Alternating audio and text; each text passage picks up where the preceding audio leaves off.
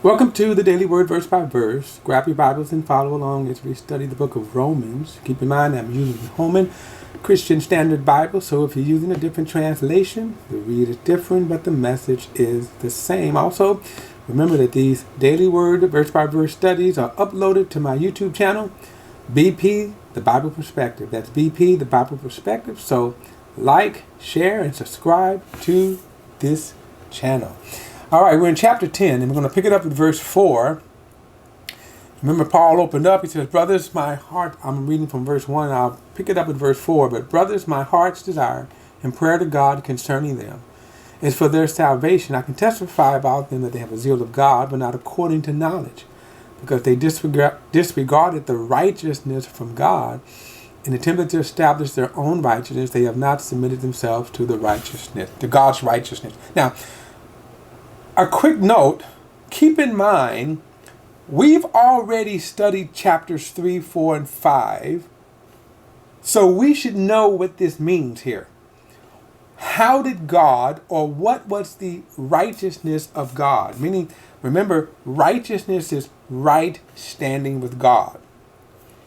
So remember, mankind is not by nature in right standing with God by Adam's sin. He was in this state, mankind, hopelessly lost, doomed to face the wrath of God. So how and what was the rescue? Remember, we've already know this. So Paul, in great detail, laid out the plan of salvation. So now we know the law, no flesh can be justified by the law. Now remember, that word justify means to make right. It is the act, the process to make one right. We can also say it like this. It is God's process in making mankind right with him. So then, how did he do that? By offering Jesus. That is the propitiation. That is what God was satisfied in. He was satisfied in the work Jesus did on the cross. So when Paul says, my prayer for Israel is that they be saved, why aren't they saved? Why, in other words, Israel is missing it. Now remember, we're saying Israel as a nation, not individuals, but as a nation. Why aren't they saved? Since Christ came from them. Remember in chapter 9, we saw that. We also saw it in chapter 3. What is the benefit of the Jew, right? Well, the benefit is the law came through them, but the law is also their stumbling block. Now, verse 4 says, "For Christ is the end of the law for righteousness to everyone who believes."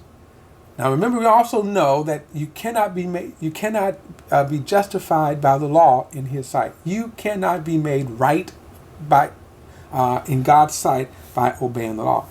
I'm going to reiterate this again because we've already studied this in chapters 3, 4, and 5. So again, this shouldn't be unfamiliar to us. The problem is it's not being taught in a lot of churches among a lot of people. They're teaching certain forms of theology, even in aspects of the law. So any part of the law, and remember, the law was given to Moses, to the nation of Israel. Wasn't even given to the world, as it were, even though eventually the world would benefit from the moral codes. Well, remember, the law was never given to the world. It was given to the nation of Israel. And in that law, there were 3 sections of it. There was the ceremonial part of the law, which the commandments and ordinances and precepts prescribed how to worship God. Then there was the civil, how to get along with one another, right? Don't argue with your brother. Don't knock your brother's fence over and things like that. And then there was the moral part. Actually, I said the civil part is the governing part, but the moral part is the right and wrong. Those, just what is right and what is wrong. But here's the interesting thing. And let me go on and read this. Verse 5 says, For Moses write about the righteousness that is from the law. The one who does these things will live by them. So in other words, in some respects, Paul is reiterating what he wrote in chapter 3, remember, from 19 on to like 25, he's reiterating these certain points here. Now, if you try to be made to be right with God by the law, you have to understand what the law is. First, you have to understand what sin has done. That is the first problem. The law brought out sin. And what the law said was God was holy. And God was perfectly holy. Anything less than that perfect holiness, you missed it. Now let me read here in James' epistle. James was the half brother of the Lord, and in James chapter 2, now remember he says Christ is the end of the law. I want to come back to it because there's an interesting point about that, but notice what James says here about the law. In verse number 8, he says, if you really carry out the royal law prescribed in scriptures, love your neighbor as yourself, you are doing well. But if you show favoritism, you commit sin and are convicted by the law as transgressors. For whoever keeps the entire law, yet fails in one point, is guilty of breaking it all. Now keep that in mind. For he who said do not commit adultery also said do not murder. Yet, so if you do not commit adultery, but yet you murder, you are a law breaker. Now, this standard is unattainable for mankind. In other words, if you're going to keep the law, you have to keep all of it perfectly all the time. So that's what James is saying. You cannot keep one. And it is interesting, note that James uses favoritism, right? Because remember, we don't consider favoritism as a big sin. But notice, to hold favoritism means you fail the law.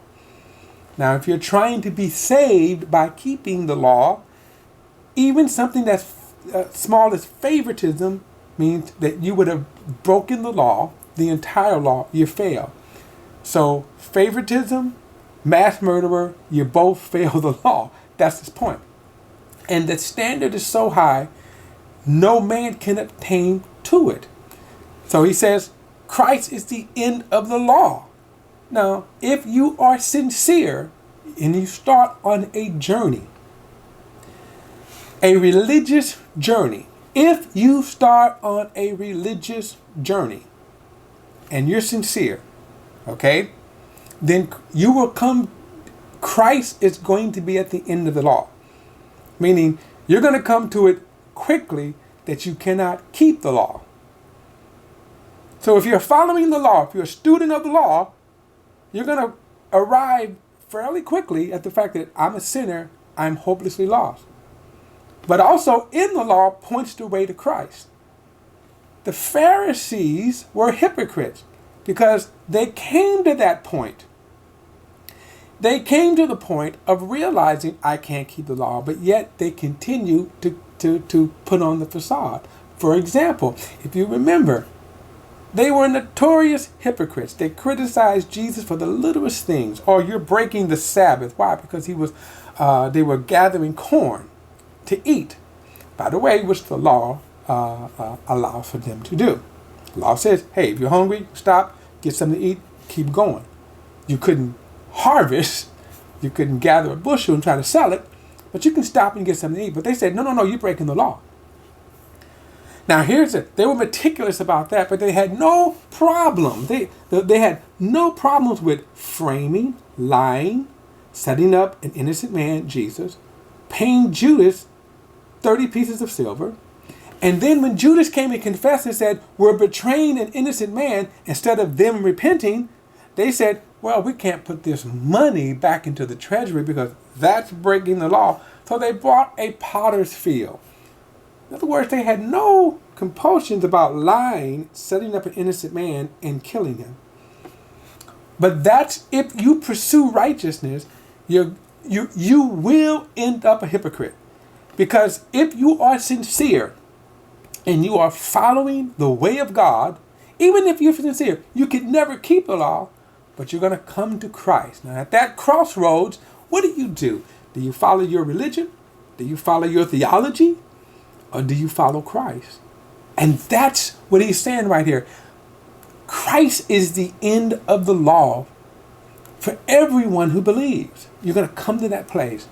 And that's why he says here that Moses said, if you're going to keep the law, you got to keep it all. Because, by the way, Moses' law said it. And by the way, if you try to keep it, your sin nature will always bring you to that place. I need Christ. I need God's mercy through Christ. All right, we'll pick it up in verse 6 in the next video. I'll see you then.